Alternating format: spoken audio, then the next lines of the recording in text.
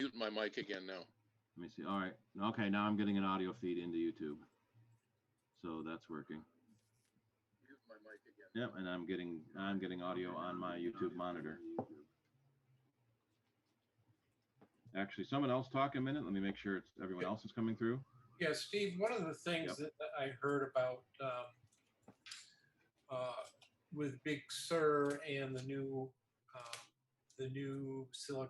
Apple Silicon, that you would be able to use virtualization, but you could only do it, let's say, with Linux or even a Mac OS system, and not Windows. You mean like virtually do an older Mac OS? Yeah, I mean, like right now I have, using Parallels, I have Windows and I also have an older version of Mac OS because I need to access, some older cameras and stuff like that. Bless you. And, so that's, why I use, Parallels and why I wanted to get that new iMac. And I don't think, let's say with the high-end Macs, like the Mac Pro, the iMac Pro, and the 27-inch iMac, it may be a couple years before they can get the chips that are powerful enough to replace them. Because right now, a lot of the chips that they have, for the iPhone and the iPad, they may be 1.1 gigahertz or 1.5. They're not a real powerful chip right now, but they do run the iPad Pro, the iPads, and the phones very well. Even faster than a lot of the third-party phones with their fastest chips. Right. So I think it's going to be, a couple of years. I think there may even be one more iMac after this Intel iMac in 2021, and then the higher end Macs will come out in 2022. Yeah. Well, the virtualization framework is already in Catalina and is just carried forward into Big Sur. There's two separate issues. Big Sur will be able to do virtualization on an Intel machine. We don't know if it will do virtualization on an Apple Silicon machine, and the thought now is it won't. You may be able to run another Linux distro in a virtual machine because that's already how Mac OS is based on Unix. But other programs like Parallels and VMware, we don't know yet. I'm digging around, and a lot of people are asking the question. No one has tried doing it on their development Mac Mini. But what we have seen is that Parallels did announce a new product, their runtime virtualizer. And basically what it is Windows runs on their computer in their server farm and sends you the screens. And so you can run that on even your iPad. So you don't need a beefy horsepower machine to run a virtual OS on your computer because it's all running at the other end. It's basically more just screen sharing. You're seeing the screen of that virtual machine in the server farm. So then it becomes you need to have a big internet pipe in order to do that. So it's still going to take time before we just find out whether you'll be able to run Windows on Apple Silicon. There is a Windows version that runs on ARM for some of the Windows tablets, but everyone agrees that it's crap and is so god awful slow it's not worth using, and you shouldn't buy an ARM tablet with Windows. If you're going to get an ARM tablet, use Chrome OS or Android OS. What is ARM? ARM is an amalgamation of what is it? Apple and ARM. The A is the Apple. And years ago, when did the ARM chips first come out? Hey, Kim. In 1985, the ARM chips first came out. Originally, it was the Advanced RISC machine. It was developed as a competitor to Intel for processors. and it was designed to be lower power and what's called silicon on a chip or system on a chip. So that basically the entire computer per se is on one chip, so that it can be used in a mobile device, which generally have lower power capabilities. They have lower heat dissipation abilities, so that they run okay on lower end hardware. And Apple was one of the original big um,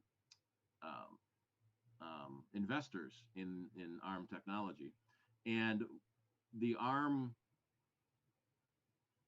specification basically is been published by the ARM group, and so there are several different companies making ARM processors, and Apple has their own Apple Silicon. That's the A series that's been running in the iPhones and iPads for a decade now, and they're being manufactured by Taiwan Semiconductor Manufacturing (TSMI) in Asia, and there's been a lot of interesting talk about AMD, which is the other chip vendor, but AMD chips are clones of Intel chips, and they use the same x86 architecture that Intel does, where ARM is completely different, and that's one of the reasons why programs written for one chip won't work on the other chip. And so Apple making this catalyst bridge. And the Rosetta 2, anyone remember Rosetta from the PowerPC days when we went from the 68K to the PowerPC? We had the Rosetta translator that would translate the 68K code into PowerPC code. Now Rosetta 2 is going to translate your PowerPC code into Apple Silicon code, but how fast that's going to be is the question, because it was always that was the big thing in the early days of Rosetta, is the speed of those older computers. And then they discontinued Rosetta in 10.6. So 10.5 was the last OS that had Rosetta built in. It's kind of interesting they brought back that name for a similar type of function. And so people have been asking Microsoft and VMware and Parallels what they're going to do about virtualization. Most of the companies have said, if I just saw a press release from VMware, that they're going to have a Big Sur version. The trick is going to be when it works on Apple Silicon, or if it works on Apple Silicon.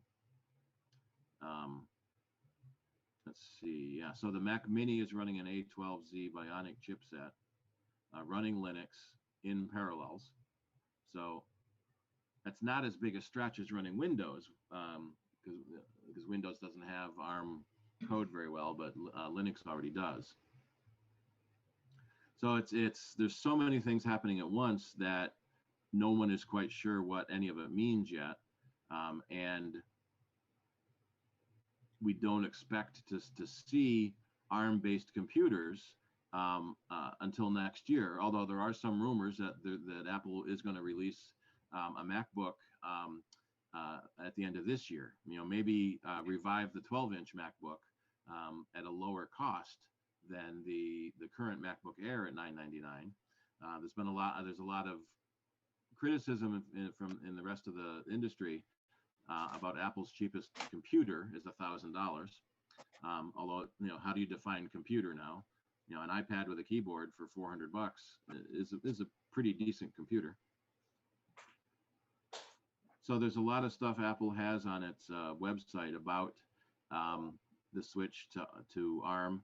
And what's interesting is it's very reminiscent about what happened when Apple switched from the IBM PowerPC to the Intel x86, that the performance per watt is kind of the rating they're using, that the PowerPC processors were so big and so hot. You might remember the liquid cooling on some of the Power Mac G5s, and they were never able to make a laptop with a G5 in it. The G4 was the last laptop, because they couldn't make it cool enough. And there was a famous commercial of Intel on fire, wearing one of those fireproof bunny suits, and PowerPC has to come out and PowerPC's on fire, and Intel comes out with a fire extinguisher and puts it out for them. So it's When it's was Big Sur announced? When did it first? Tonight, at this meeting, is the first time I've heard that name. it was announced at the developer conference last month. Okay, so a month ago. So Yeah. I wouldn't have heard about it until now, right? Well, I posted a link on the website after the developer conference, so that was June 22nd. Yeah, so about 3 weeks ago now. Hi, George. You know, one of the things that I think people should really be concerned about or be aware of, that with these new Macs that will be coming out, Apple may solder everything to the motherboard. That's a big concern on the new iMac. On the 27-inch iMac, it still has a RAM door on the back, so we're at least pleased about that. But the solid-state drives. So the big issue, the new 27-inch iMac. Let's just move into that. They went to a solid-state drive only, so no more Fusion drive. But the problem is same thing they did in the laptop line. Now the 1799 iMac only has a 256 gig storage drive because they went to SSD. And if you want to upgrade that to the terabyte drive you're used to, you're going to end up paying a lot more. But it's a lot faster than a spinning drive. So that was the whole point of the Fusion drive, is that you had the speed of the SSD and the capacity of the spinning drive, and they worked together. But Apple never used a very fast spinning drive either. So, and the SSD half wasn't that big, so it didn't really live up to its expectations. But now the 27-inch iMac is straight SSD. They upgraded it to the 10th generation i5, i7, and i9 processors.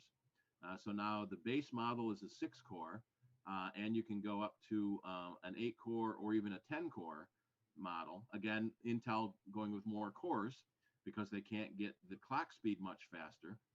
It's taken them several years to get over 4 gigahertz, and now they're just barely at 5 gigahertz. And moving up to the faster 5 gigahertz i9 processor. Actually, it's slower. So the 10-core iMac is only 3.6 gigahertz, but there's 10 processors at 3.6 instead of 6 processors at 4.5. So it's very, very confusing as to what to buy.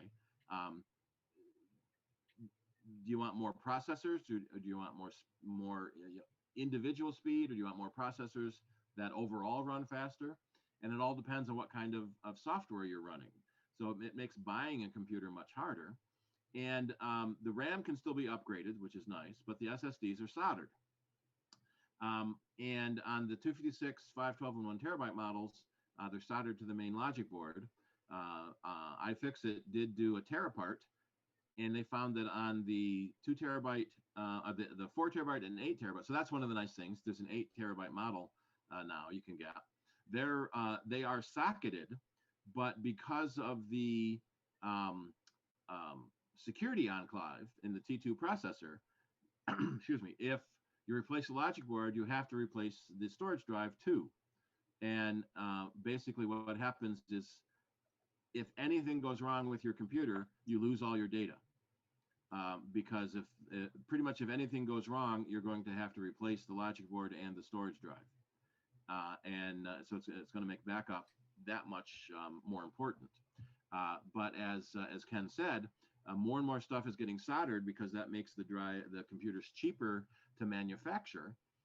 The 21-inch model iMac, the base model is soldered, but the mid-range and high-end 21-inch has slots, but the slots are on the back side of the logic board, and there's no door, so that's like a 2-hour installation job to replace RAM on a 21-inch iMac. We've had some customers do it. They'll pay the $500 for a 16 gig RAM upgrade because it was cheaper than $1,500 for a new Mac with 16 gigs already built in. So it's that catch-22. But basically, right now, all the Macs are still Intel based. You shouldn't have any problems with the software you have, except Catalina not supporting 32-bit apps. If you have older programs, they probably already don't work under Catalina. So you always have to be careful about that. It tends to be Adobe and Microsoft and Quicken that are the three big compatibility issues when you upgrade to Catalina. And we're getting a lot of people that buy new computers. It comes with Catalina, and now suddenly they have to pay for software upgrades for everything else, which is very frustrating too. You know, I spent, a couple hours today looking at all the reviews. So I think I've decided what I want to get, in the 27. I have an 09 27. So anything we get are going to be super fast compared to what I have already. Yeah.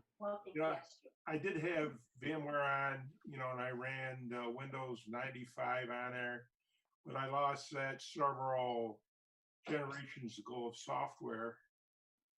And so I'm waiting to the Big Sur comes through. So I only have to learn this once instead of getting something now and another month having to learn something else again. There's nothing that says you have to upgrade to Big Sur when it comes out. Well, You were probably looking at least 6 months before a new Mac will come pre-installed with Big Sur. You think it'll be that long? Probably, because they haven't announced when anything's going to get released, but typically the OS comes out in October or November, and then it will take a couple of months after that to work its way through the distribution channels. And so we're probably looking in that January, February maybe before new Macs come pre-installed. One of the things you may want to look at if you're buying a new iMac, if you get like the higher end, a couple things I was reading is that maybe you stick with the 8-core, but get the highest graphics card that you can with it.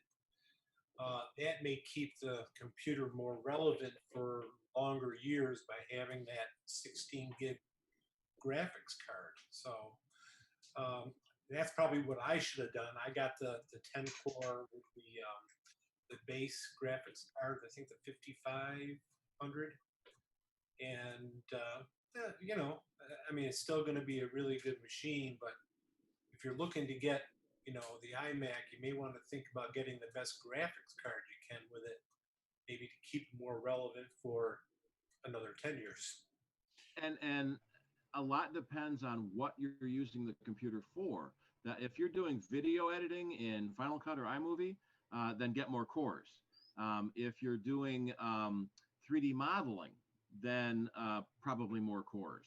But for the average people, fewer cores and a faster video card, so it can paint the screen faster. And it's part of the problem, knowing what requirements your program has, whether it wants more cores or fewer cores that are faster and a better video card. Well, I'm running my 09. I'm happy with it, but I'm 2 generations old now on the system software. So I'd be happy. I'm looking at the middle one, and upgrading the RAM on it. I think I'd be very happy with that. But my question is, what do you do for, your DVDs, CDs? Do you get an external to put onto it, or you don't? Yeah, you can still get an external drive, but what we see is hardly anyone ever uses physical disks anymore. So much is downloadable from the internet. Even you buy software now, it doesn't come on disk. You get a license code in the box, and you download it from the website. The advantage there is that it's easier to get the latest versions of everything, because it's a download, so it's not the CD that was built 2 years ago before it comes out. Well, but yeah, you still can get an external super drive. I have an external drive. I used to burn CDs. I could probably still plug that in if I wanted to. Probably. And Apple does still make their own drive. Right. We haven't seen too many SuperDrive. third-party drives because even in the PC world, the optical discs aren't that common anymore.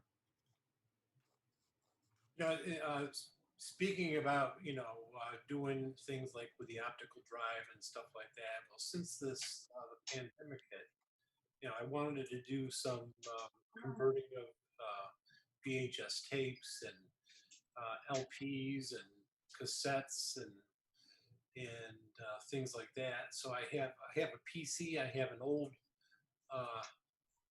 G5 Power Mac and 2009 iMac that I'm using to do all this stuff, because some of the stuff that you try to do won't let you with the new software. So I have to use older machines to do all this stuff. Yeah, that's a big reason to keep an old machine working, to keep that old software you need. We always feel bad for people who wait until their computer dies before they get a new one, because then they didn't have a backup. It makes it harder to get their data over. Yeah. So if you replace it before it dies, then you still have that old computer to do old stuff with. Yeah, I still have my Apple IIc all the way through. I still have every one I've ever had. So. Yep. Yeah. So Steve, with the SSDs being soldered into the motherboard, isn't that going to reduce the life of the iMac? Not really. Because the SSDs are only good for so many read writes, right? Yeah. Mm-hmm. Yeah, but by the time you get to 1 billion read writes, the computer's time to replace anyway. Okay. Now, Generally speaking, what several studies have shown, both Google and Backblaze have released white papers on hard drive failure rates, because they both go through so many hard drives, that there's about a 20% per year failure rate on your drives. And solid state drives fail differently, but they still fail at the same rate, and that really surprised people. But yeah, you're not going to be able to easily replace your solid state drive. So more and more storage is going to be external. The big trick is going to be, so right now, if your internal drive fails, you can still plug in an external drive and use your external, but it depends on how it fails and if it messes up the bus, because you can't unplug it anymore. So it could limit your useful lifespan. We had a customer come in a couple of weeks ago that had an iMac G4, and they were upgrading to a current iMac, and we're 20 years old, and it was just surprising. In fact, I've got one in the shop now. They're upgrading their 2010 iMac that's running System 10.6. They never bothered upgrading any software, so nothing they have on it will work. So now they're going to have to buy all new software again. Steve, is there still a question on the SSDs as to how long they're going to last? I mean, it depends on how hard you use it and things like that. But I don't think you're going to find an SSD that's going to last you 8, 9, 10 years. Yeah, probably not. And that's the problem. I mean, I have 3 iMacs that are 2010, 2011. And if it came to a point where an SSD failed or something like that, and if they were soldered in like they are today, I mean, I'm shafted. I'd have to just deep 60 iMacs. Yeah. So that's a problem. There's not really a good enough history yet. Yeah. On the SSD, that's the problem. They started that in the laptops in 2015 and 2016. Yeah. That the SSDs are soldered in the laptops as well. So the RAM and the SSD are both soldered in all the laptops. It's almost an interesting troubleshooting, because if anything's wrong, it probably needs a new logic board, because everything's on the logic board. But it does mean you can't upgrade your RAM, you can't upgrade your anything on it, and it does cost more to replace that large component than it does to replace the individual components. Yeah. So are we going to do any standard Q&A here? Yeah, probably we can do some. I'm still trying to find a good background to use for my room. Well, I think you answered most of my questions on the new iMac, so it's just when I Yeah. come in, because I know my friend wants to get a new iPad when that comes out, and I need a new Apple TV when that comes out. So I'm kind of Yep. waiting for. But I got a question for the group. Some of you know I bought the 16-inch MacBook Pro back in November, and I made a carbon copy cloner to clone the drive, and I went to go boot from that external drive, and I did go to the security settings to allow it to go boot. You have to go through a whole set of things to allow an external drive to boot, which I did. The external drive boots up into the the computer boots up into the external drive, but when I go to type in my password, I type in the password and it doesn't recognize my password. Now it will give me a hint, but it doesn't give me anything below the password, like when I sign in to the MacBook Pro with the original drive. It asked, please use your password to sign in and use Touch ID. But when I go to type in from the external drive, it boots up, but I type the password and the only thing I will get is the password hint. So I'm wondering why I can't open up that external drive. Your caps lock key was none, was it? No. Okay, because that's happened to me before. Oh yeah, I tried to cap lock off. I tried, no password. I tried a whole bunch of different things. And I typed the password in, and eventually it just gives me the password hint, which the hint is there, but I can't sign into this external drive. Did you by any chance have encryption turned on? No, I don't have encryption turned on. Now, a lot of machines are coming with it pre-installed now, which is very annoying. And that encryption is tied into the T2 chip. And we're running into issues trying to boot external drives at all on some of the newer computers with that T2 security chip. No, but I would think that even with, would it allow me to boot from the external drive? Because I'm able to actually boot up and it shows, but trying to type that password in. And I did go to the security settings. What is it? Command R. You Yeah. go through there to allow it to boot an external drive. So I did that part. But if you're saying there's something else that may be turned on, It was turned on when you made the copy. right? And so now it's too late. Is it shaking? Shake back and forth when you enter the password, or is it? Because usually, if it shakes, that means the password is wrong. And my fear is it's trying to read the T2 chip and can't, and so it's not going to let you log in. So how would I don't have a problem of, re-copying it. Is there a setting I go to turn off the encryption? Reformat the drive and don't include encryption. Yeah, I don't think I included encryption. Now, how do you turn? APFS encryption is the default.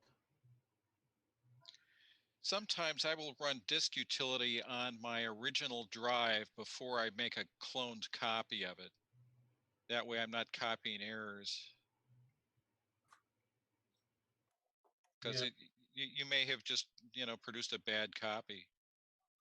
Yeah, I don't, I've done it a couple times. I mean, I can't read it. Oh, Okay. so, I'm just trying to, I have it hooked up now. I'm just trying to see. But it's, this is formatted OS extended journal. Okay. So I didn't use I didn't use What the other, what was the format of the original drive? the APF or whatever. Yeah. So that could be the problem. The Oh, it was APFS? Oh, APFS. Yeah. So they would both have to be the same. yeah. Okay. Well, I can try that. Definitely. And you said you're using Carbon Copy Cloner? I use Carbon Copy Cloner, which I like better than Super Duper. Yeah. I run into less mistakes, or I haven't had any, bad runs on Carbon Copy Cloner where I have on Super Duper. You want to make sure you download the latest version to make Right. sure it's compatible with it. Yeah. Now, Charlie, didn't you have something you wanted to say? I saw you waving your hand a little bit ago. Can you hear me now? Yep. Yeah. I put a message on the YouTube stream. I'm trying to avoid creating that nasty feedback business that I did a couple of months ago, because I am watching the Zoom on my iPad and the YouTube stream on my MacBook. But I'm attempting to mute the MacBook audio when I activate my mic on the Zoom, and I'm listening to the iPad through earbuds, so that should not be a problem. But what I was getting when anybody spoke on the YouTube stream was an echoey effect in there. And I just wondered if that was anything that at Steve's desk that might be feeding back that way, or God forbid I'm creating the problem again myself. But No, it's just everyone's using an ambient mic. No one's using headsets. So I'm using a headset. Right, and so you sound pretty good. okay, so the Although speakers, the virtual background it's doing behind Rick's hat is interesting. as is his hat itself, a Yorkshire flat top from the look of it. But Yeah. at any rate, so in other words, It's a that just depends. newsboy. Okay, that just depends on the individual speaker and whether they're using headphones or their speakers. Is that it? No, it's the microphone. If you're using the ambient mic in your computer versus a headset mic. Oh, I see. So you're not, yeah. So we joke in radio that when you're on the mic, and we use $1,000 mics in the radio studio, but you can get a decent mic for $100 for your computer. You got to really get close to it, like you really like that mic. And most people are sitting, 2, maybe 3 feet away from their computer, so it's picking up the ambient noise. Most of the mics have a noise cancellation, not noise cancellation. What do they call it? It's a gain control where you can limit the background noise it's picking up, but then it also limits the amount of audio it gets from your mic. Talking about the gate? Yeah, that was the word I'm looking for, the gate. So right now, as I am speaking, do I sound echoey? Yes. Good. Okay, so that's because I don't. If I dug out my more expensive earbuds with a mic and the wire, that might go away. Mostly, however, I will shut up. But thank you for your help. No, it's okay. Steve, I got kind of a quick question or a quick problem. I'm running Catalina, and I noticed that my cursor has gotten stuck in daylight mode. It doesn't go to night mode. Weird. I don't know if there's a preference that I need to delete to get get it back the way it was, or what? I didn't know it had different modes.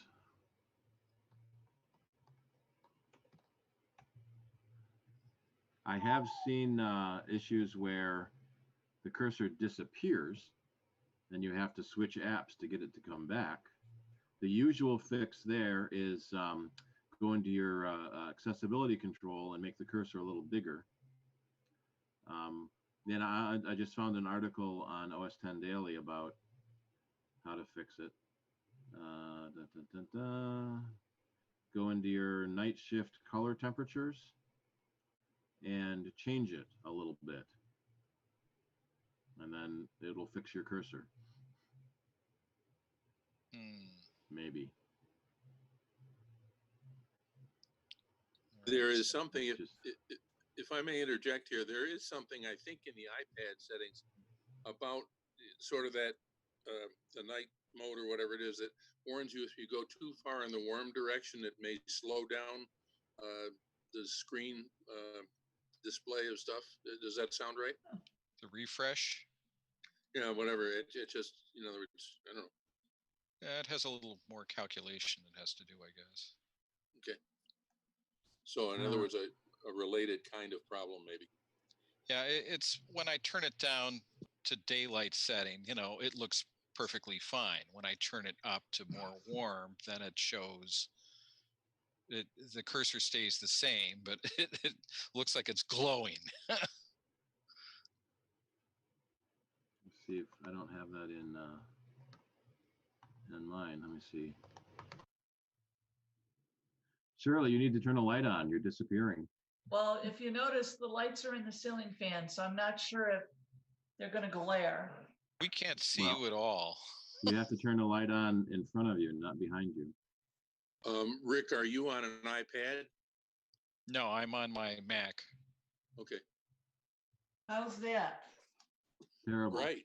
Well, sit down. Let's see. Now you got to angle your camera down so we don't see just your nose. There. Now, Oh, I now, have it. and now I'm the on- now the See, light I'm is in a blocked. bedroom. You have a halo. Yeah, I'm in. That's Okay, better. that's Yeah, better. that's That good. way. Well, that was good. I'm in a bedroom here, so I'm trying to angle. Because my friend has got two dogs that yip. So it's hard to keep them from.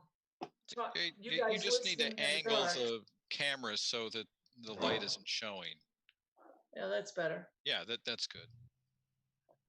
Yeah, I'm in my night shift mode, and I don't see the cursor change at all when I change the color temperature. Yeah, I figure it has to be some corruption of a P list or something. Yeah, I did see a suggestion to reset your PRAM. I tried resetting the PRAM, it made no difference. Don't turn on night shift. It hurts when you do that. Don't do that. Is that one of those things where the only thing left is to reinstall the OS? I don't know if I'd go that far. Did you try just restarting the Mac? Oh yeah, that makes Rick, no difference. But Rick, are you? I know something that works 100% of the time, and that's a hammer. I don't want to go that far. Rick, maybe it's that PRAM battery. Maybe the one you put in has died. Just kidding. But Yep.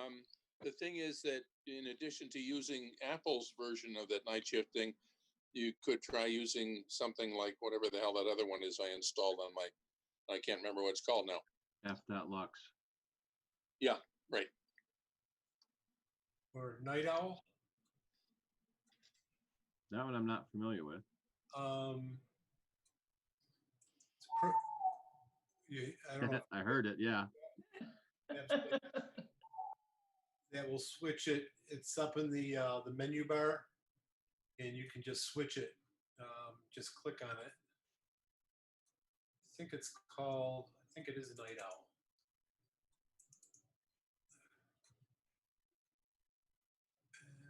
Let's see.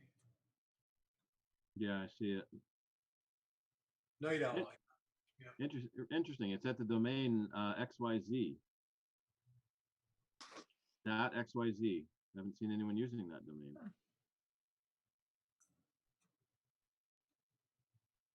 So you can do it based on the time, based on the sun, based on hotkeys. Yeah. Well, that's kind of neat. And you can select the apps, all apps, or just the apps you want to use it with. I'm totally lost here. Where are you in? The preferences or something? Now, this is a program called Night Owl. Oh, it's a program. I don't have. Right. And you put it on, and then it will appear in the menu bar. And you can just click, and I think you could probably do the same thing in the menu bar with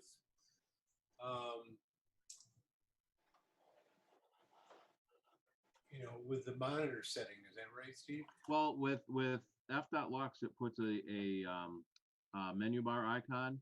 Apple's Night Shift, Bob, which is in the display system preference, doesn't have a menu icon. So all it lets you have to go into display preferences to change those settings. Isn't there a keyboard shortcut? Not by default. You might be able to make one. What would it be under? Services? So usually keyboard shortcuts are for menu items. Since this is a slider bar, not a menu item, it may not be available. I'm looking to see.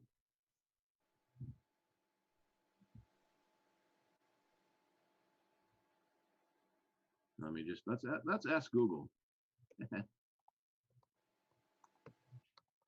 Night Shift keyboard equivalent. I bet Siri could do it. Ask Siri, that might work. Notification center, system preferences, or yeah, Siri. So you can ask Siri to do it.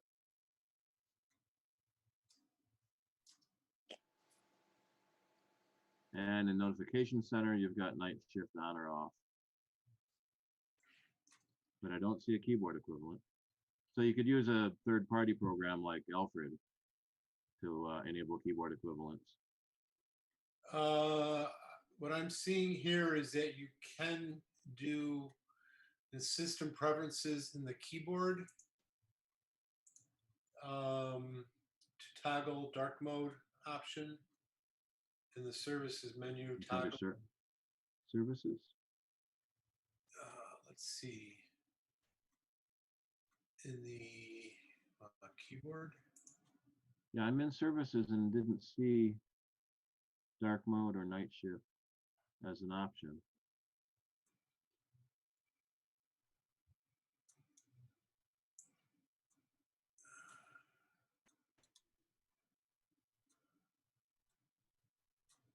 That's one of the things that third-party programs are handy with is adding shortcuts for things. Although using shortcuts themselves to activate a Siri service. So let me see, if I activate Siri, I have to turn on Siri.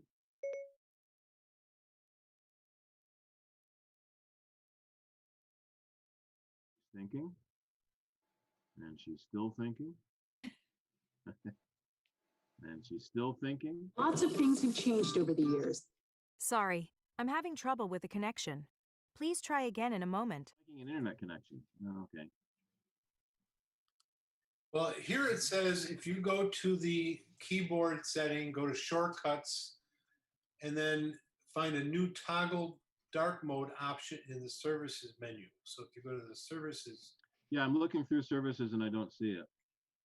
Yeah. There's so many of them in there. I could just be missing it though.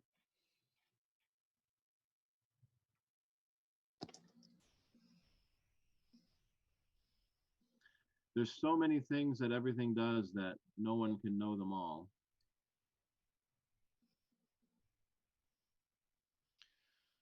CyberDuck. I like CyberDuck. My FTP program is a yellow rubber ducky. My cyber duck doesn't work anymore. It doesn't work under Catalina. Too old a version. I still use it. You got to update. I need to use it again. I will certainly look for the update. That's the other thing I don't like about Catalina. It has to verify everything you open the first time you open it. Yeah, that's part of the security precautions to make sure rogue software doesn't get installed. What a pain in the butt. There's a mosquito in here. I'm gonna mute myself. Okay. Otherwise, we'll hear whack whack. How many new things a week do you open that you've never opened before? Well, once you install a new OS, you know, everything you open is hasn't been opened before with that OS. So, you know, you open photos, you got to wait for the verification step. You open your mail, you got to wait for the verification step. It's a pain in the butt. Steve, can I interrupt for a second here? Sure, just hang on just a second. I found a program called Shifty, S-H-I-F-T-Y, that gives you a menu bar icon for night shift and app controls as well. Yeah, go ahead, Charlie. Back on that microphone question, what kind of microphone are you using? Because I'm getting a lot of the echo with you. It's probably using the one in my camera. Okay. All right. Hi, Kim. Hi. I'm not getting it on the Zoom. I just get it on the YouTube. Well, okay. Interesting. Yeah, I'm using my internal mic. If I switch it to, why doesn't it doesn't see my Logitech camera? Oh, because my Logitech camera is plugged into the Mac Mini, but it's hanging on my MacBook. So I'm looking at the wrong settings to see what camera is going where. Yeah, the Mac Mini doesn't have a camera or mic, so I've got an external mic plugged in. I did find an app I've been playing with that lets you use your iPhone or iPad camera as a webcam into your computer. That's kind of neat. For free, it puts a little banner up, but it's only an $8 app. I'm thinking I might end up buying it. So instead of the 720p camera built into the Mac, you can get your 12 megapixel camera on your phone. Oh, the new iMac 27. They've got a 1080p camera in it now. Ooh.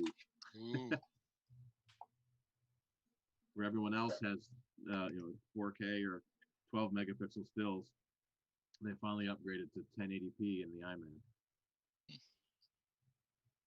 All right, so are we done with like Q&A and everything, basically, and all that stuff?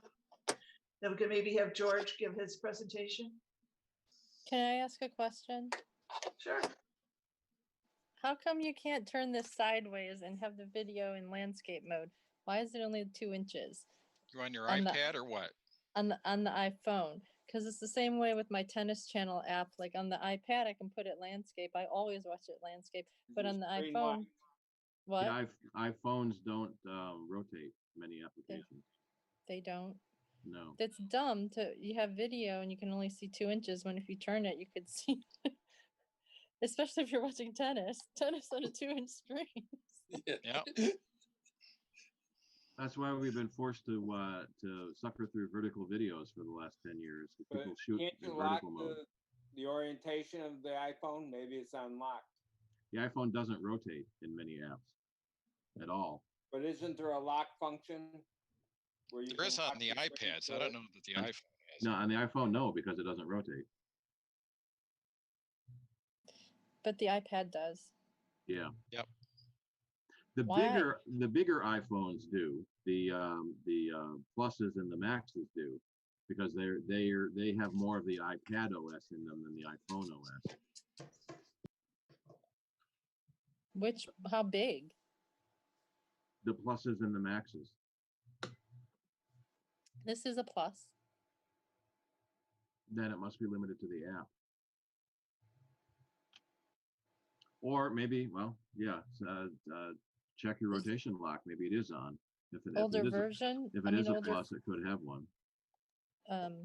newer phone, would an older phone not do it? The Plus phones were able to rotate. You have to stop your video, rotate the phone, and then start the video again. Okay. Did I try? Sure. There's the Hi, yippy doggy. dog. Whose dog is Okay. that? I'll be back in a minute.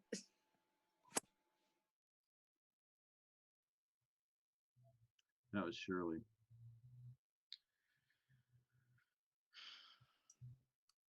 Shall we do our break? Just get up and go do it. Why?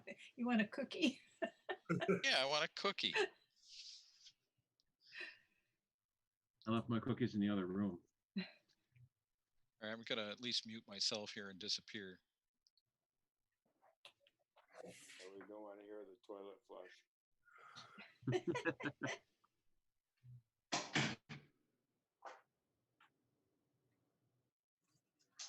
So I've got the Zoom set to gallery mode. So whoever makes noise, it switches to their camera. So every time the dogs yip or something happens at Shirley's house, it jumps. Yeah, Steve? Yep. Steve, I sent you that that YouTube demo. Would you think you're going to have a problem running that? Yeah, I'm afraid that we'll get taken off of YouTube because it's somebody else's content. I'm sorry? It's somebody else's content, so YouTube will ban our video. Oh, okay. So we can't do it then. Probably not, no. Yeah, okay. I can post that link in the Zoom chat. Actually, and there's one on our website too from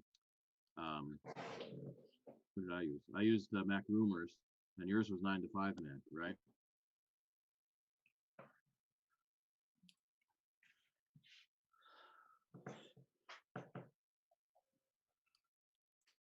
All right, where did it go?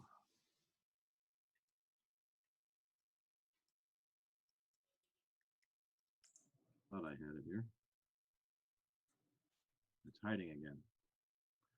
I'm Me on our again. keyboard. If I may cut in again, I'm sorry to keep beating the heck out of this echo question, but the question still remains why I do not hear it at all on the Zoom that I'm listening to, but I do hear it on the YouTube. Hello guys and gals, welcome to one of How to Smartphones tutorial videos on the iPhone 8. Yep, somebody's trying to play it at their end. That was me. Shame, Bob, shame. We read, Go ahead, yeah. Charlie. I didn't find it. Go ahead, Charlie. No, I'm just really curious about, like I say, I hate to keep beating the heck out of this echo issue, but I am curious as to why. I mean, Steve's explanation about the type of microphone makes some sense to me, but I still don't understand why I get none of it at all on the Zoom feed, and I get it on the YouTube stream. And I'm just concerned that it might be somewhat off-putting to members. It's the YouTube stream.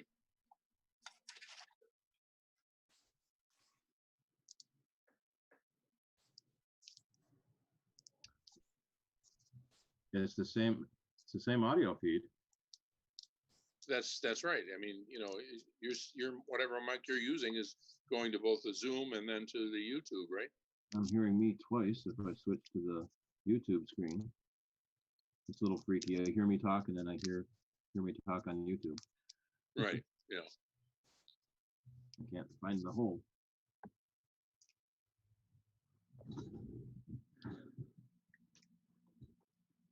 There it is.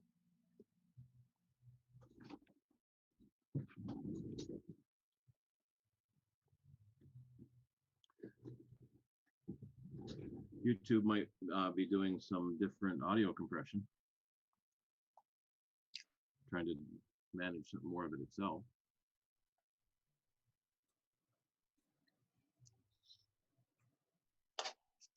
I have to mute my Zoom mic to listen to the YouTube.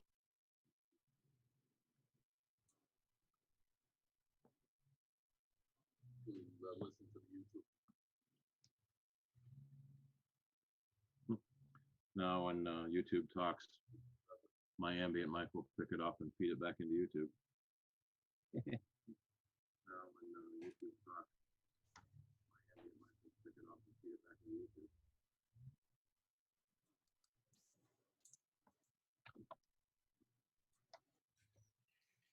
And because of the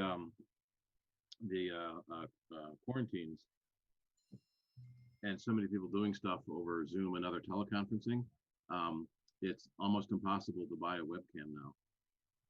Even still now, they're pretty much out of stock everywhere. Wow. So did you want to talk a little bit about what you were trying to demonstrate, and then they can just go look it up themselves? I think it'll be probably be a lot easier if I just send it out to everybody right after the meeting. All right. Because it's a YouTube, what Steve was saying, because YouTube may block the content because the content is not my original.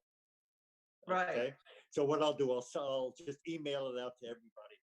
But basically, it's iOS 14 that when I downloaded it, because I'm doing the beta iOS 14.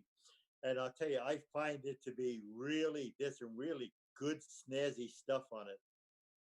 And that's one of the reasons why I went out and I bought the iOS, why I bought the Apple Pencil, because I find out now with the pencil, just things that I can do with it using 14 that just makes sense. So what I'll do, I'll just send the app out, not the app, but I'll send the YouTube video out to everybody right after the meeting. Whoop.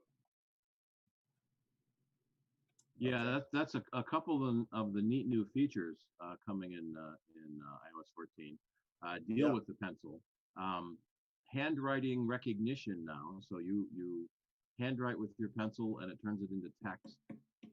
You can write a URL in Safari, it converts it to text and then goes there. Picture-in-picture mode for any app, which is handy.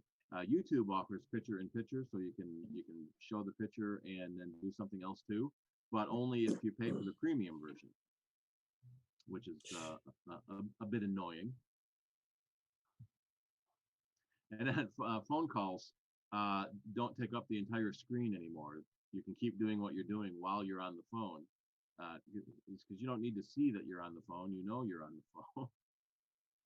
Especially if you need to switch out to look up something to tell the person on the phone. Well, then if George, you're going to send the video out, then I guess the only thing left then is the developers conference, right, Steve? That's all we've been talking about now. Oh, well, I didn't know that you were. Sorry. I'm not into the whole Apple stuff as to whether it's old stuff or new stuff.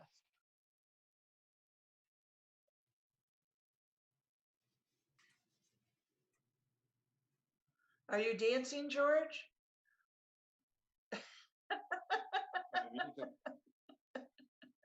You look like you're bouncing around dancing. Well, I had 5% left on my battery, so I had to move and plug it into to, believe it or not, my recliner. Hey George, I gotta ask you if you bought those Wise outdoor cameras. Say that again. I was just wondering. Oh, the outdoor. No, I did not. Wise, I bought a couple. I'm waiting for them to come in now. Yeah, it looked good, but I didn't buy it yet. Yeah. No. I just saw an ad for a camera that it looked a lot like the Wise, a little cube. That was outdoor, waterproof, solar powered camera. So it didn't even need a power cord. I think that's the Wise. I think Wise is it doesn't need any cords. It may be. I think it may be solar powered. With no, it's got a battery. You have to charge the battery every now and then. Right. This one actually had a solar cell on it, so you never had to charge. The battery's charged from the solar cell. Nice. Now I know Ring has a solar option you can get for some of the Ring cameras. I'm looking on the Wise website now. I don't see that they sell a solar panel, but I'm sure you could figure out some way to hook up a solar panel to it.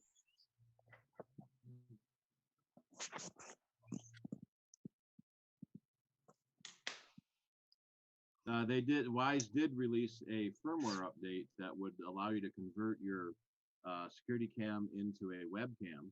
So if you needed a webcam for conferencing, you could use your Wise security cam instead.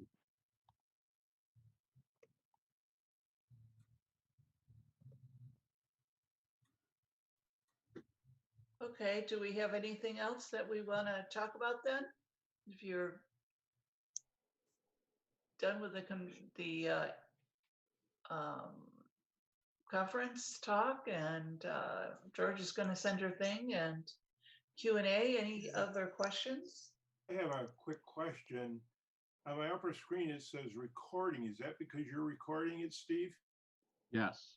Yes. Okay. That actually, they added that feature to tell the participants it's being recorded. Yeah. Before anyone could start the recording, but no one else knew it. So you really think you covered everything at the Worldwide Developer Conference? Everything I know. We don't know much yet. It's just a list of bullet points. And then the video I posted on the CIDER website is a 13-minute summary. And then the one that George is going to post around is also a summary. Now, what about using the Keynote share with others function?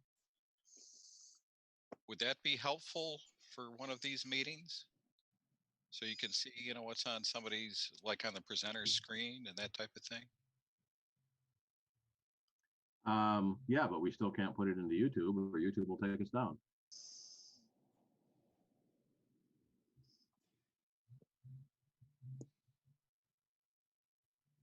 YouTube will take down a keynote that's if you show the Apple stuff is what you're talking about. If we show anything that we didn't create ourselves, or they think we didn't create it. No, I was just talking about our own stuff. We don't have any stuff. We're pulling stuff off of YouTube and Apple. But there was a big mess with the Mars 2020 launch. Was it?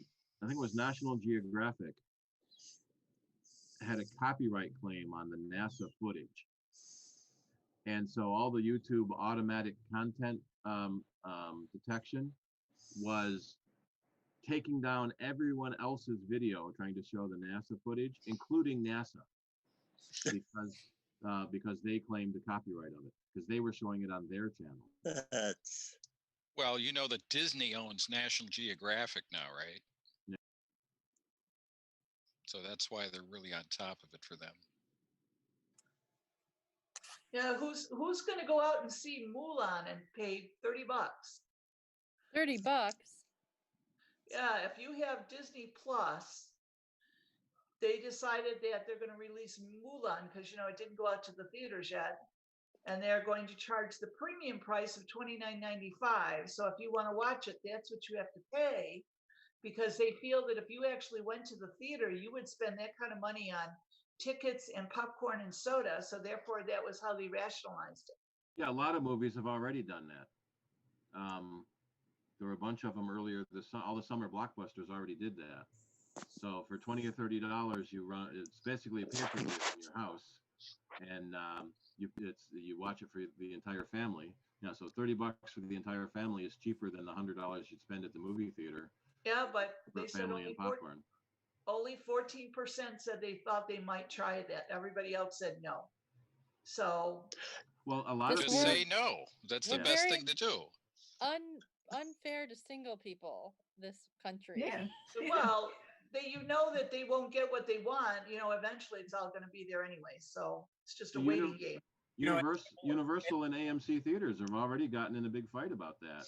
Universal released a bunch of movies like that and said it worked out really good. We may not need to go to theaters anymore. So AMC theaters said, all right, we're going to ban Universal movies. And Universal said, no, wait a minute, let's not go that far. George. I really see piracy coming back into vogue now. Yeah. Yep. I really do. And there's so many places to get it. I mean, Russia, Ukraine, you can get all kinds of top-rated movies from them right now. And I really see that starting to come up, the piracy thing. The more they try to soak you into movies and Disney, I think it's going to be like an anti-Disney thing. Yep. You know, with piracy coming on. You know, Apple Really? released a movie last month with Tom Hanks. Oh yeah. Yeah. Apparently, Tom got really mad that Apple bought that $70 million for exclusive Apple TV Plus streaming. So Apple found out that they got a 40% increase in subscriptions. For $4.95, you got the movie, and they're looking at it. Well, maybe this is the way to go to get more subscription. Is buy more of these first run movies and see where that goes. Well, I did hear that Regal Theaters were supposed to open August 21st. But I don't know. I couldn't find out like what would they be showing because you have to have a movie to show. Besides, if you can go to the theater, it's like you want to see something you haven't seen. All the things they've sort of been sitting on. Unless you're a drive-in theater, right? Right, but in the winter that's a little hard to go to. Yeah. I'm But opening my theater up in 2 weeks. I have a 100-inch screen. Wow. Which I'm setting up in the backyard. And we're having a Earth, Wind and Fire and Santana concert. Nice. We got the old DVDs, which I was able to convert. So I'll run it, through my computer, and I have a projector, and we're gonna sit outside on a 100-foot screen or a 100-inch screen and pretend you're at a concert. That's right. That's right. We've got people coming over. Bringing food and drink, right? Well, just the drink. We don't allow food. Oh, okay. We used to do that at our house, but then during the summer when you wanted to do it, it didn't get dark until so late. The neighbors complained. Yeah. And in the winter when it gets dark earlier, it's too cold. The rec center here in Parrington was doing that in their shell. And Frontier Field was showing movies on their big screen too on the weekends. I think Walmart was doing it too in the parking lot or something. I don't know if ours was, but somewhere they were doing it. So there's ways around it, but it would be nice to go back to the theater, but it's going to be like, okay, let's see, what are you going to show, kind of thing. And I don't know.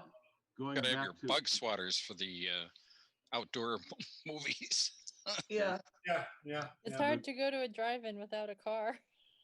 That's true. Yeah.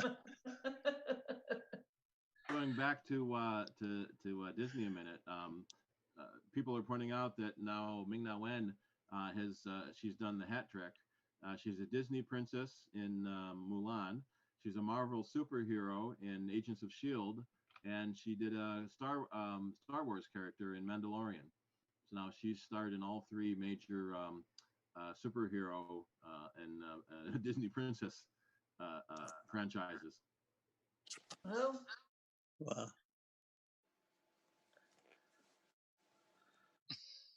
They're calling it the Disney hat trick. Disney has bought so much of my childhood. It's horrible. Yeah, it seems like they own everything now.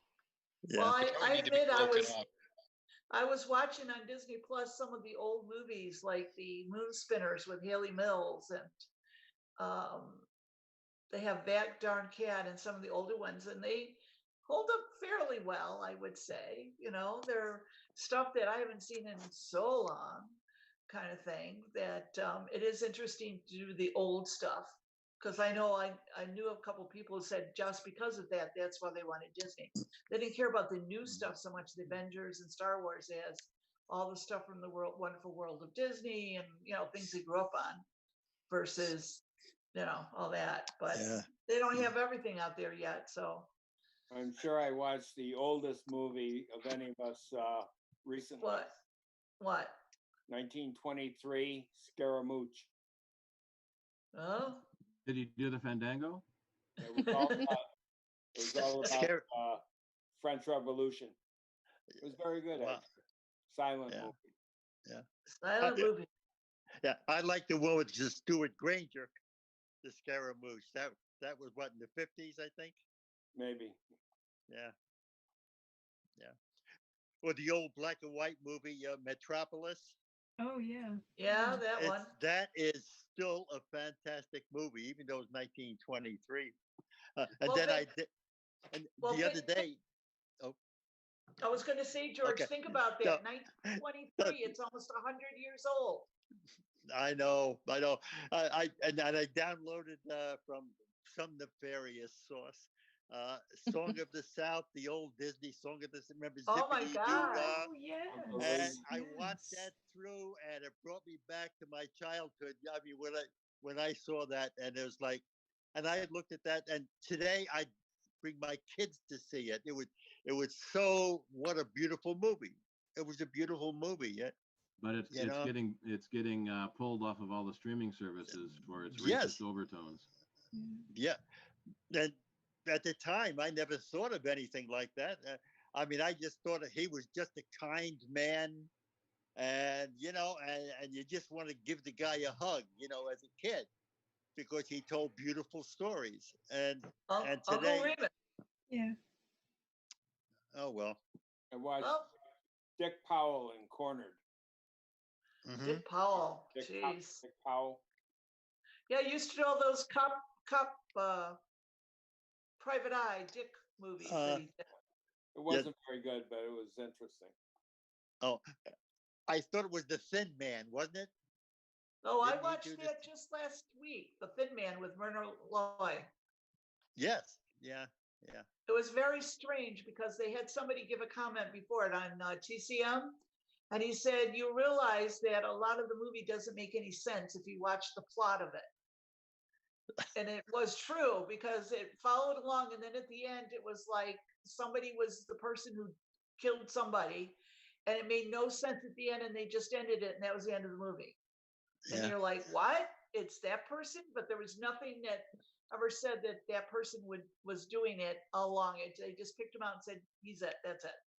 It was really just for the two of them to be together. And he was drunk through the whole movie. So it was sort of like, okay. You mean the actor? The actor No, was drunk, his or the character in the movie, he was Oh. always, apparently he was a guy who was, had married a very rich woman. And ever since he did, he spent for 2 years, spent the time traveling with her and drinking. And that was all he did because he had no job. So he would just drink. That was the whole thing. So he was always drunk, even though before that he had been a private eye. And then they kept saying, why don't you take this case of this woman who died? And he keeps going, no, I don't want to do it. But everybody kept pulling him into it. And they say, no, I don't want to do it. But then he ended up solving it at the end. Right. Because, his character, that's sort of satirical, sarcastic character they play, sort of. Has anybody? It was actually not bad. It was just kind of weird, though. Has anybody watched Orphan Black? Yeah, back in the day, yeah. Yeah, we watched the first season of that. Yeah. There's 5 seasons on Amazon. I was able to watch 2 seasons, but 3 wasn't there. But then I went to Netflix, and the other 3 seasons are there. And they sort of refer to Amazon as if they're getting it from Amazon, but it's on Netflix, but not Amazon. Anyway, it's incredible because the actress who was just in the Perry Mason series on HBO, Yep. she was Oh, Tatiana? Tatiana, Yeah. yeah. And she played like 20 different roles. You guys already know that, I guess. Yeah, she was a very good actress. Yeah. A lot of people complaining that she didn't get enough awards for that. Well, Her role. Yeah. I have to say, I was just watching the movie Cloud Atlas. I don't know if anybody saw that. It had Oh, Tom yeah. Hanks in it. Yeah. And it A while had ago. Haley Berry in it, and they all played 6 different stories from the past to the future, and they each setting, they all played different characters, and some of them you didn't even know that they were in makeup, that they were playing a character. Some where you could kind of tell, but other ones it was like you had to look for, like, oh, a woman played a man played a woman, kind of thing. It was all sort of the theme of it was reincarnation, about Yeah. how some people were mean and turned good, and some people never got better, and some people got worse, and sort of this thread through it all, sort of with Tom Hanks and Halle Berry as the more main characters in it. It was very interesting. I'd been told I should watch that like many times, and then it left me like trying to figure out the plot, so I had to go watch the extras. Yeah, it's And not then I always had a smooth transition from one to the other. It's like No, you don't realize no. it's the same souls in it. you know, Yeah, but and it took a while to get into some of them, and then I had to sort of read the verb for the book, because it came from a book, to say, okay, that's what it meant, because it was sort of out there a little bit, and it's also a movie that you almost should watch twice so you catch it the second time around and say, oh, that's what it meant. But there were some really good things in it. It was slow in the beginning, and then it got really good towards the end. But it got panned a little bit at the time too. You know, I'll tell you, with the COVID being what it is, my iPad is probably getting hit with about 12 to 14 hours a day of use between. yeah. Well, you know, I'm getting all my books from the library over the Right. iPad. So I'm reading, you know, a book and a half, 2 books a day. I'm doing my writing on it. I'm watching movies on it. My poor iPad is just sitting here. You know, I might as well keep it plugged in all day long because it gets a full charge every night now. You know. Yep. Well, you know, that's all you can do, really. I mean, what do you do to keep yourself busy? You've got to rely on your data, I guess, you know, and go online and find stuff, you know. I mean, keep yourself busy. Otherwise, I found that like every day seemed like it was the same day. I kept saying, what day is this? Is this Monday? Is this Tuesday? Because every day seemed to be like the same day. You know, there was like nothing to look forward to in a sense, because every day was like you were home, you did this, like, you know, but with my trip to Florida now, that's a different thing. Now I got things to look forward to. So no more staying up late and getting up late too, right? Yeah. So what's the September meeting going to be? I think it was it Adam Inks or what was it? Was it Bob? What did we decide on? I think it depended on who we could get. We didn't decide because we haven't had our board meeting yet. Yeah. Adam said he can do September or October.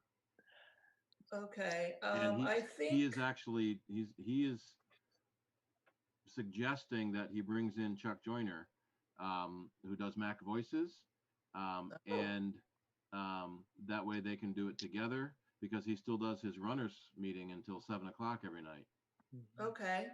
Not every night, but that Wednesday night. I think we had Optic Sky. Was George? Did you get a hold of them at all? No. Sorry about that.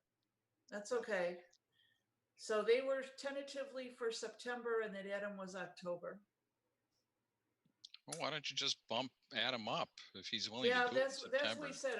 It all depended on who we could get to fill in, that we would just move it around, kind of thing. So that would be good. And if you got Chuck Joyner to do voices and stuff, that would be an interesting meeting, because it wouldn't just be us talking all the time. Yeah.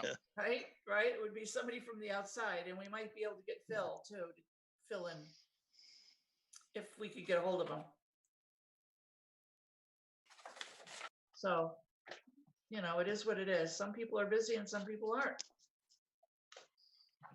We'll see what happens. Okay. Well, do we have anything else we wish to impart? Or are we pretty much done? About done? About that How time? do you get those backgrounds? It's an option through Zoom. Click on the. I think you can only do it on a computer. You can't do it on an iPad. Okay. Yeah. Yes, because I tried, I couldn't do it. You can do it on an iPad, but you can't do it on an iPhone. You need a better video card. Yeah. Okay. If anybody is looking for some older Macs, I'm selling a bunch of them. How old is old? Well, I got a whole bunch of different. I have the lampshade iMac. I have a Power Mac G5. I have a Power Mac G4. I have a 17-inch MacBook Pro, which is a really nice machine, plus my 13-inch iMac. I mean, my 2013 iMac, which since I'm getting a new one, I'm gonna sell that one. But I have a bunch of older machines. I have some duplicates, but MacBook Pro 17-inch and a 2013 iMac, so I can pay for my new one. What's the size of the screen on the iMac? It's a 27. And what do you want for it? Well, I'm looking for about 1100. It has a 2 terabyte SSD. It's got 32 gig of memory. It's a 3.4.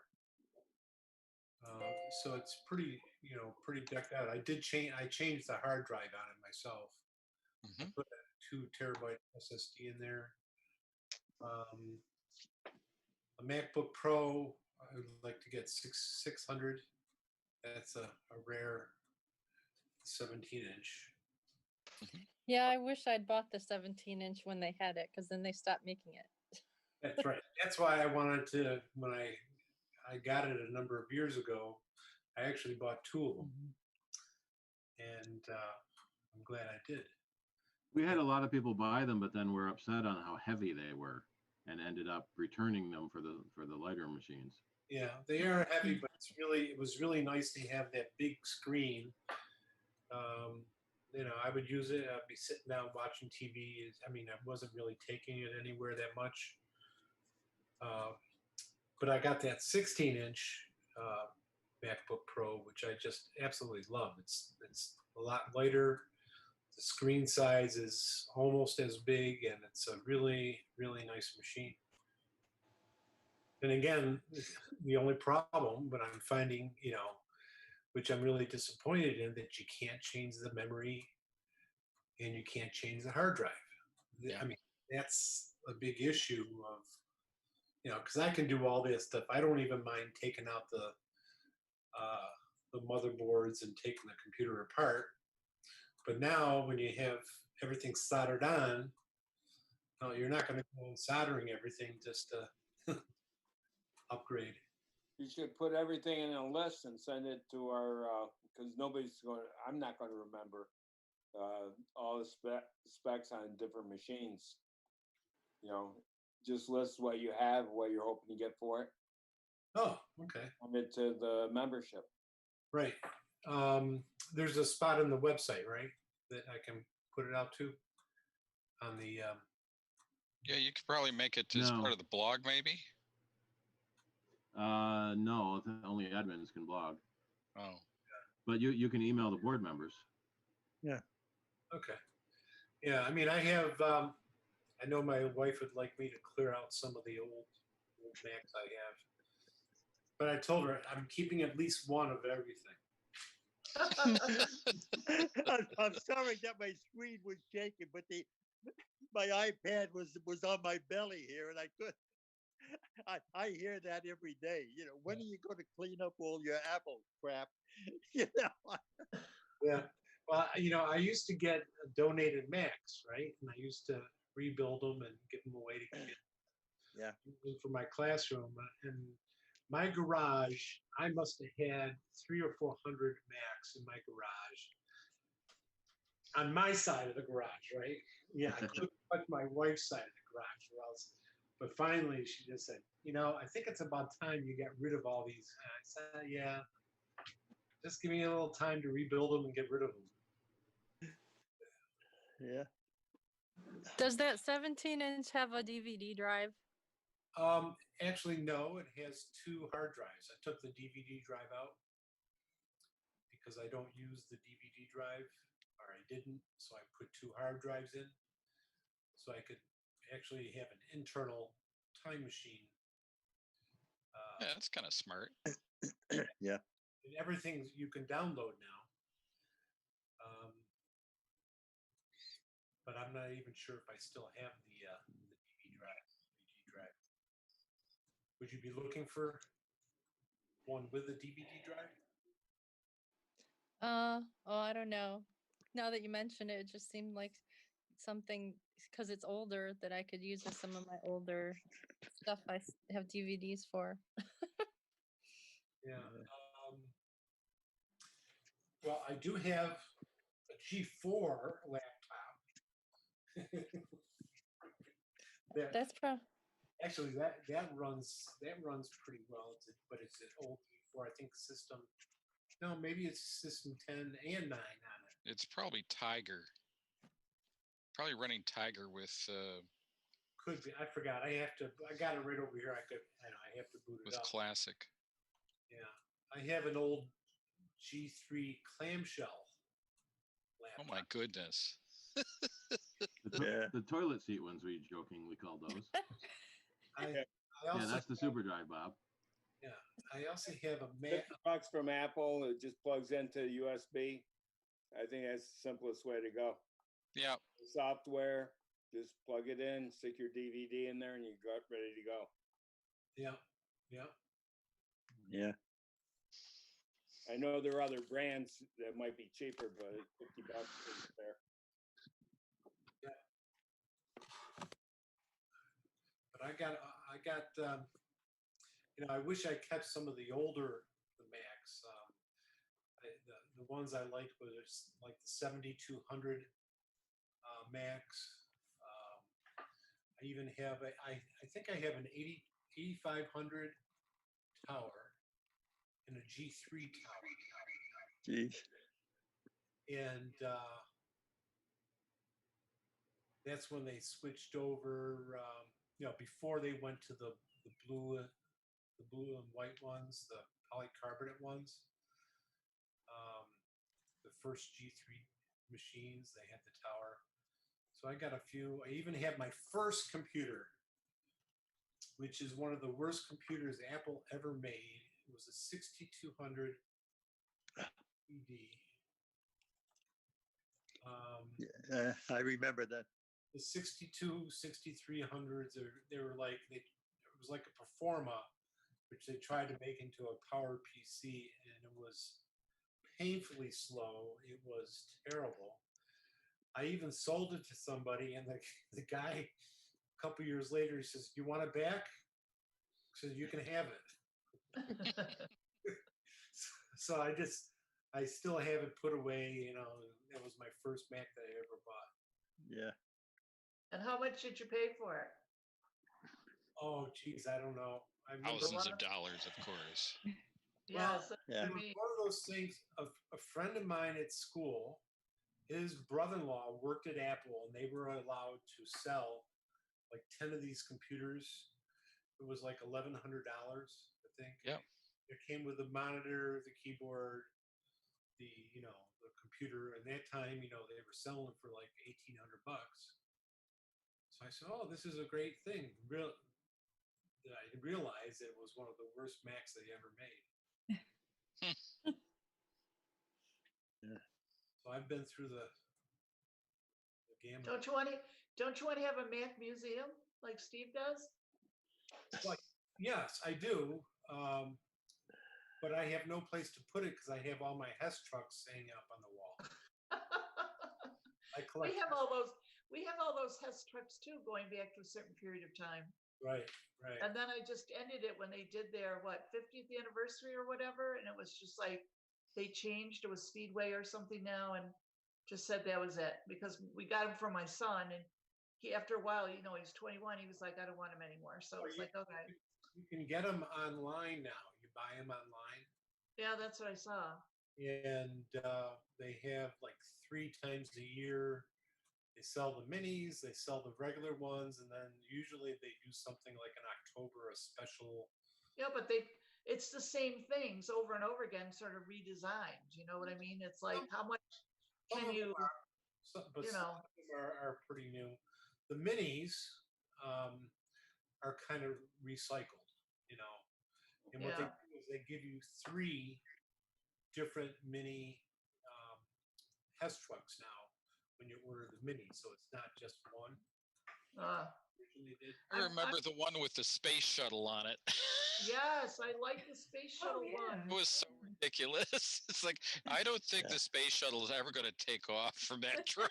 Yeah, but the truck It would was set the very whole thing cool. on fire. Yeah, I have upstairs in a closet, I have a whole bunch, and downstairs I just put in shelving for them all. So when my grandson comes over, he said, "Papa, I need that one right there." I said, "Well, that's the only one but I don't have that one. Can I have that one?" My wife takes him down there to say, "What? But you got to ask Papa." I keep yelling at her. I said, "Listen." Yeah, because I think we lost a couple of the little cars with some of them because my son wanted to play with them and they disappeared somewhere. Yeah, And when then I buy like 4 or 6 at a time. So. Oh, you do? Okay, no. So he has one at his house. He has one at my house. Oh, so he's got plenty to play with then. Plus, he's got another one just to open a box up. So at least I have it. And for my son, who is like 34 years old, I used to buy him. So I keep buying him. So he has, the collection. But I it's like, oh my God, I got to buy 10 of them every year now. It's like Collectors Gone Wild. It's like, okay, that's it. I'm done. Start buying your own. Yeah. Because they take up room. So we had them out so you could display them outside the box. And then after a while, it was like dusting and everything. And I was like, no, they're going back in the box.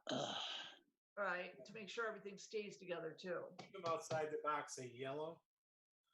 Some of them did a little bit, the older ones. Yeah, the newer ones seemed like they were much better at not doing that, it seemed. Right. And Steve has told me that he had some old ones from way back when, which I've never found. So I don't know whatever happened to them, but I just know the ones we started way back when. But well, if you have some real old ones, some of them, like the first ones, the first few of them, they may go for like $3,500. Yeah, I know they're worth money. So the tanker and the first tanker truck, but the tanker ship. He's got a small tanker ship. That's probably the Mini. Yeah. But anyway, so Steve, should I just email you a list of all my stuff? Email it to board members. Okay.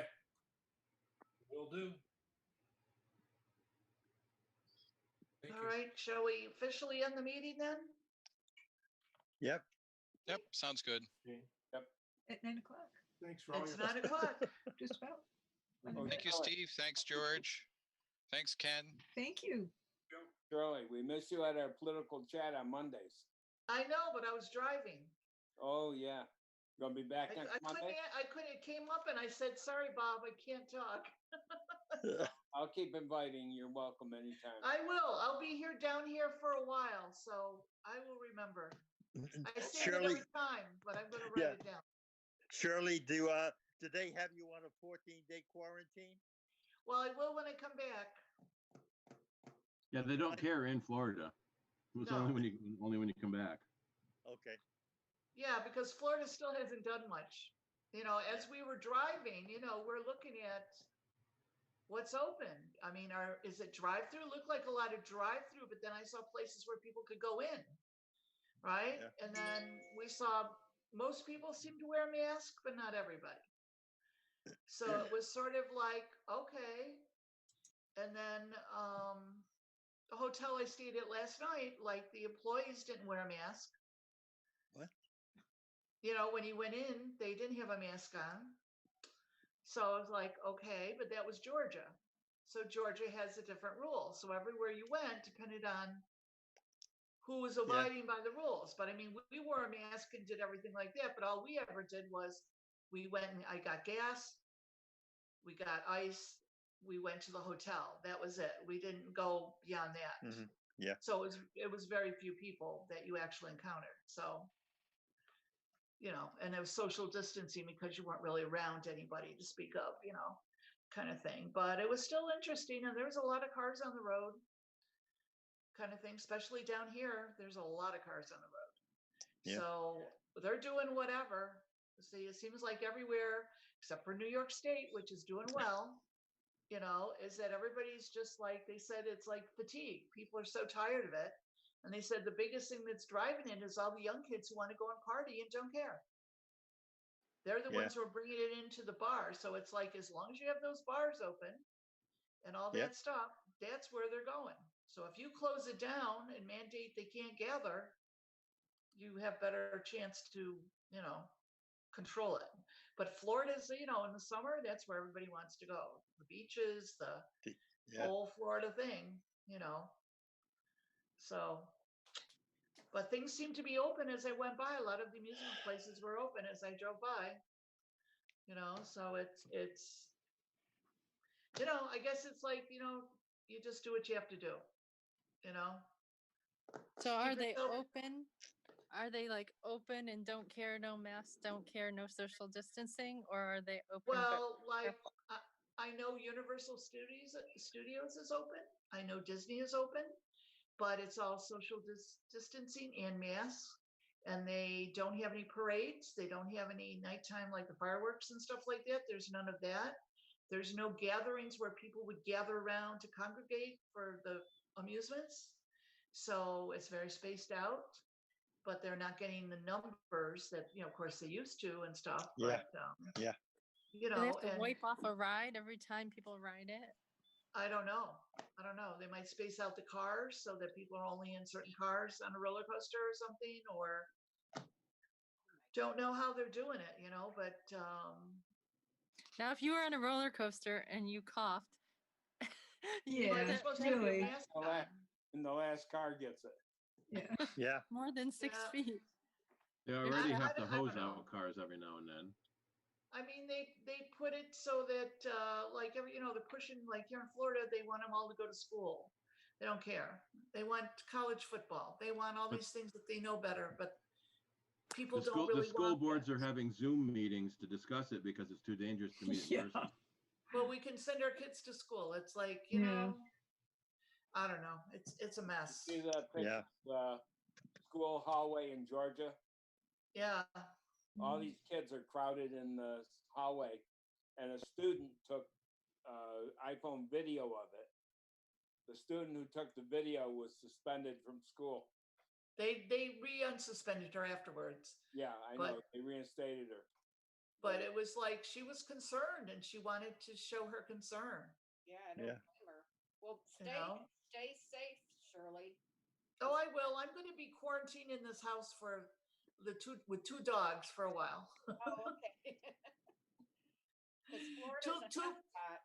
Two little chihuahuas here. Oh. So yes, I'll be here for a while and then make my way home. And then my friend volunteered that I could go stay at her house, which is empty in Baldwinsville, near Syracuse there, and quarantine myself there with her two cats that are up there.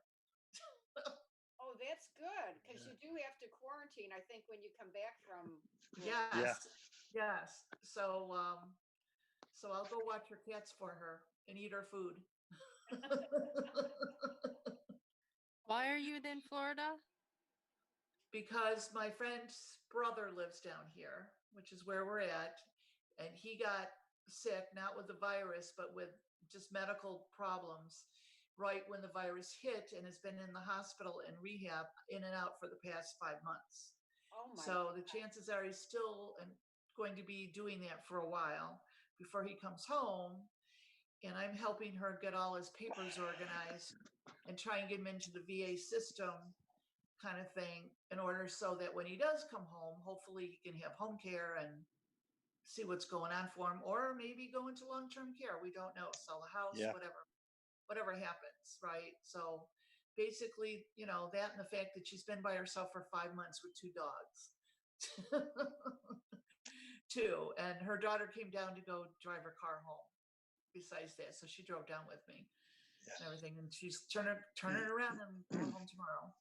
Oh wow. So it's gonna be a long drive. Yeah. Kind of thing. How to But get home then if she's taking the car? well, she's got her brother's car. Oh, okay. You know, so, and while we're down here, if we do need to go out, we have my car.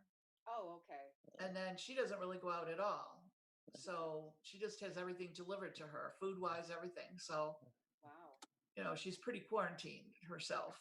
Yeah. You're a good friend, Shirley. Yeah, you definitely are. Hey, I get a trip to Florida even if I can't go anywhere, right? I get to look at palm trees and sunshine and have all the humidity around me all the time, right? Sounds like Rochester. You could stay here for that. Yes, I know. I know. Well, part of it is I have a job to do, which is motivating too. Yeah. Instead of just sitting around home and trying to do things and not being inspired, kind of thing, you know. It's like, oh, I can do this and I'm do sure something. it's nice for her to have someone there so she isn't alone.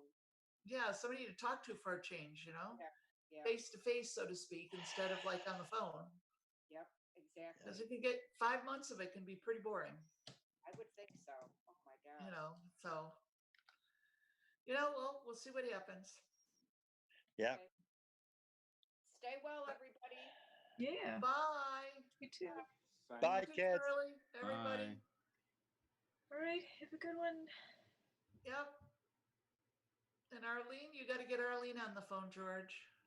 Okay. Yeah. She's right over here. Okay.